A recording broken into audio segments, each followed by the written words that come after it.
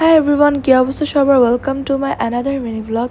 আজকে আমরা যাচ্ছি একটু আমাদের একটা আত্মীয়র বাসায়। আর অনেক দিন তো ভ্লগ শেয়ার করি না, তাই ভাবলাম তোমাদের সাথে একটু শেয়ার করি। এই ভ্লগটাতে দেখার মতো তেমন কিছুই নাই, তারপরও দেখো।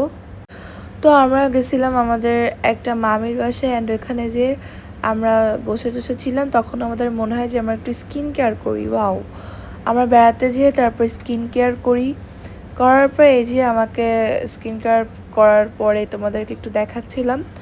আর রাত্রেবেলা আমরা ওখানে স্টে করি, বাট আমার একটুও ঘুম হয়নি, সারা রাত ধরে আমি জাগা। আমি শুধু ওয়েট করতেছিলাম যে কখন আমি বাসায় যাব আর বাসায় যেয়ে ঘুমাবো।